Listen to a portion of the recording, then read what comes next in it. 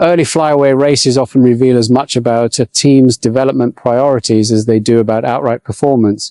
With logistics now tied to the cost cap, decisions on when and where to introduce updates have become more strategic, forcing teams to balance immediate gains against longer-term development plans. This approach is particularly relevant in the opening phase of the season, where limited opportunities for rapid iteration mean that not every new component is rushed onto the car. Instead, teams increasingly rely on simulation and controlled evaluation before committing to race usage. At Suzuka, Ferrari followed that logic despite bringing its much-discussed rear wing concept, known internally as the Macarena.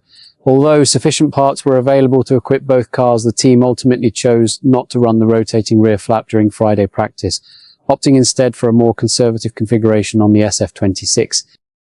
The decision reflects a broader policy outlined by team principal Frédéric Vasseur, who previously stated that upgrades would only be introduced early in the season if they offered a clear lap time benefit or were cost effective to transport. With freight costs now included under the budget cap, large components are being deployed with greater caution. Ferrari's planning has also been influenced by the calendar changes following the cancellation of the Bahrain and Saudi Arabian Grands Prix.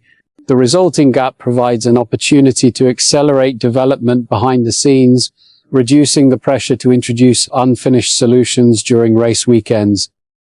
For Suzuka, expectations were already measured. Charles Leclerc indicated ahead of the event that closing the gap to Mercedes would be difficult, reinforcing the idea that this phase of the season is focused more on understanding than immediate results. One of Ferrari's key objectives remains reducing the overall weight of the car, an area where the SF26 is still above the minimum limit. Progress in this area is targeted for the Miami Grand Prix, where further updates are expected to be introduced. The Macarena wing itself is still in an early stage of development and continues to be evaluated in Maranello. Initial data has shown gains in straight line performance, but also highlighted increased instability when the rear flap transitions back to its closed position. This imbalance has been linked to a lack of correlation with the front wing behavior, an issue that becomes critical under the current aerodynamic regulations. The interaction between front and rear aerodynamic elements is now more sensitive than ever, particularly as both systems transition between low drag and high downforce modes. Ferrari's engineers have concluded that further refinement is needed before the concept can be reliably integrated into race conditions. During Friday running, the team instead focused on improving energy management with its C67-6 power unit, an area where it currently trails Mercedes.